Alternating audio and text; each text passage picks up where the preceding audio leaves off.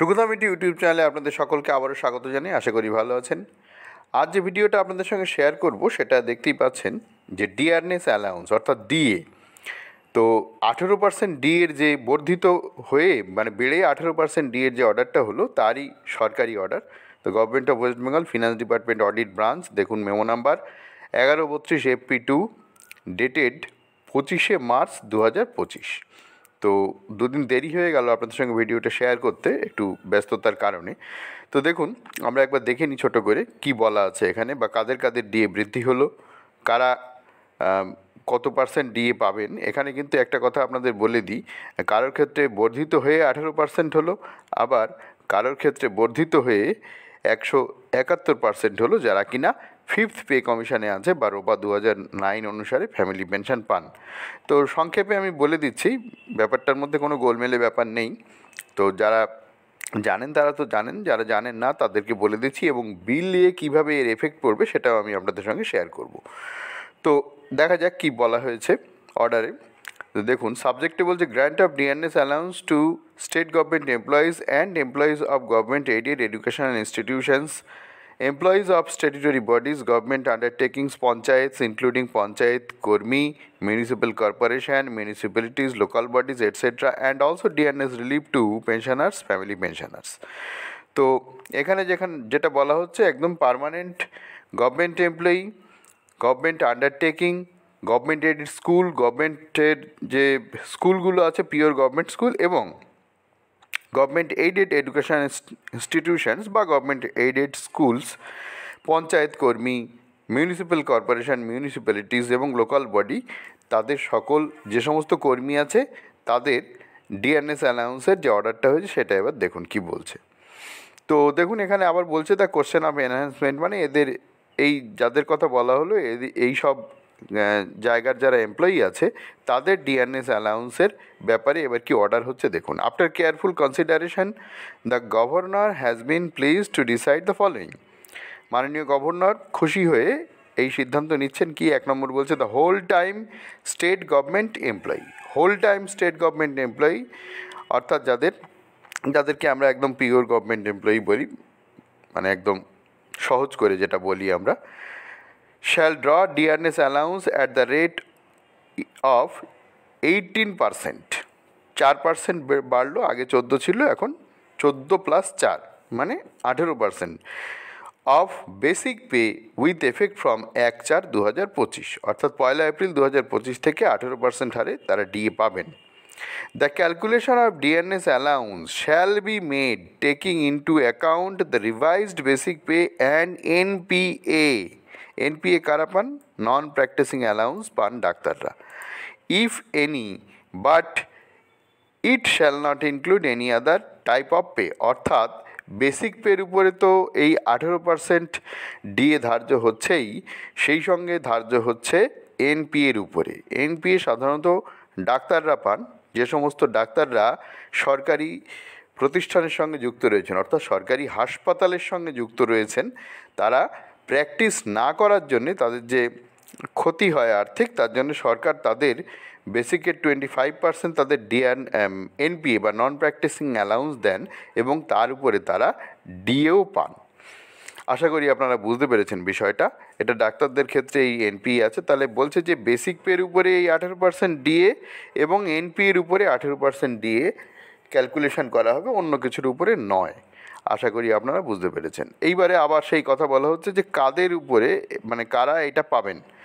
তো দেখুন এখানে state government employees shall be admissible to teaching non teaching employees, government aided educational institutions আগেই বলেছি, employees of statutory bodies, government undertakings, panchayat including panchayat কর্মী, municipal corporation, municipalities, local bodies etcetera. এই সব জায়গার যে সমস্ত এমপ্লয়িরা আছেন তারা সবাই 18% হারে ডিএ পাবেন 1/4/2025 থেকে। এর জন্যে এই যে হোল টাইম গভর্নমেন্ট এমপ্লয়িদের কথা বলা হলো, আর এখানে তাদের কথা বলা হলো যারা গভর্নমেন্ট আন্ডারটেকিং, গভর্নমেন্ট স্কুলে করেন, মিউনিসিপ্যালিটিতে করেন, তাদের জন্য আলাদা করে আর কোনো অর্ডার বেরোবে না। এই অর্ডারেই বলা হয়েছে 18% ডি, মোটামুটি এখানে এই কথাই বলা হয়েছে। তারপরে দেখুন কি বলছে, state government pensioners, family pensioners shall draw dearness relief at the rate of 18%, 18% of revised basic pension, revised family pensions with effect from 1/4/2025। অর্থাৎ কিনা যারা পেনশন পান বা ফ্যামিলি পেনশন পান হচ্ছে যিনি রিটায়ার করেছেন তিনি পেনশন পান, আর যিনি রিটায়ার করেছেন চাকরি করতেন তিনি হয়তো কোনো কারণে ডিসিজড হয়েছেন, মারা গেছেন, তাহলে তার ফ্যামিলির লোকজন যারা পেনশন পান তাদেরকে বলা হয় ফ্যামিলি পেনশন। তো তারাও কিন্তু 18% হারে ডিআরএস রিলিফ পাবেন। তাদের ক্ষেত্রে ডিএ বলা হয় না, ডিআরএস রিলিফ বলা হয়। আশা করি ব্যাপারটা বুঝতে পেরেছেন আপনারা। ঠিক আছে, দেখুন ডিআরএস রিলিফ তাদের ক্ষেত্রে বলা হয়।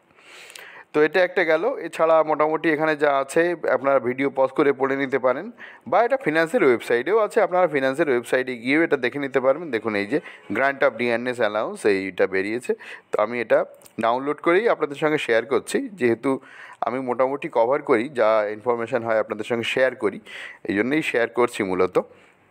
তারপরে দেখুন এখানে আরেকটা কথা যেটা বলা আছে, যে আপনারা হয়তো দেখে একটু অবাক হয়ে যাবেন, এমনটা নয়। দেখুন কি বলছে, the rate of DNS allowance in respect of the employees mention in para 1 above who are drawing pay in the pre-revised pay structure as per recommendation of 5th pay commission shall be enhanced from 161% to 171% with effect from 1/4/2025। তো যারা 5th pay কমিশনের pre-revised pay স্ট্রাকচারে pay পান তারা কিন্তু তাদের যে DA সেই ডিএটা 161 ছিল, তারা 171 পাচ্ছেন।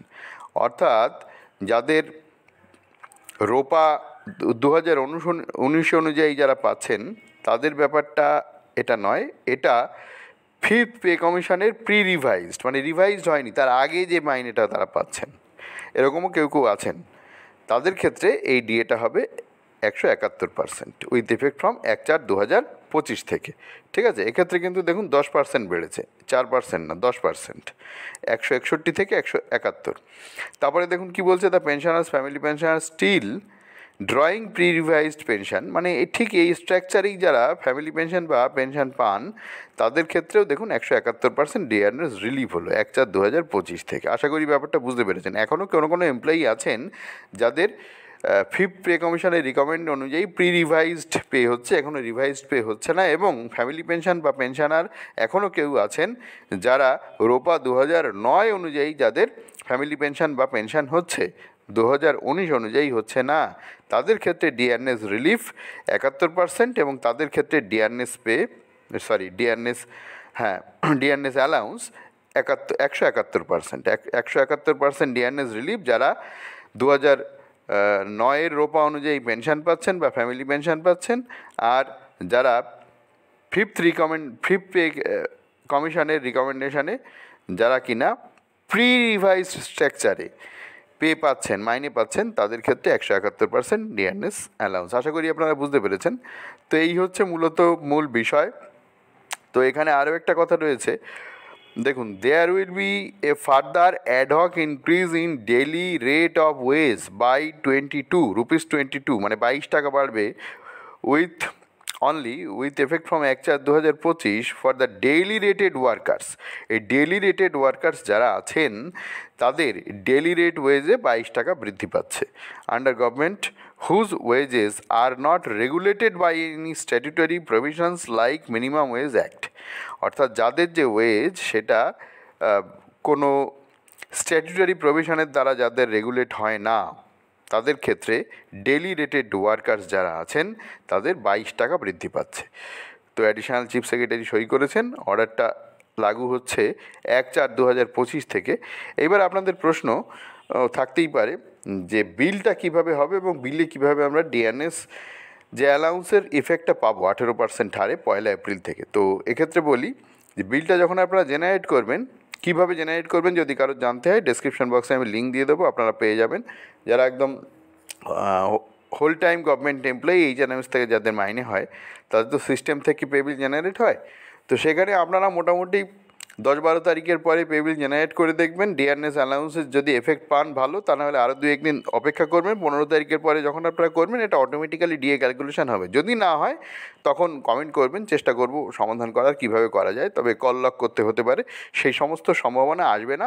এটা সিস্টেমে ইনক্লুড হবে এবং আপনারা যখন পে বিল জেনারেট করবেন তখন এটার এফেক্ট পেয়ে যাবেন। এপ্রিল মাসে 15 তারিখের পরে পে বিল জেনারেট করতে গিয়ে দেখবেন আপনারা এর এফেক্টটা পেয়ে যাচ্ছেন।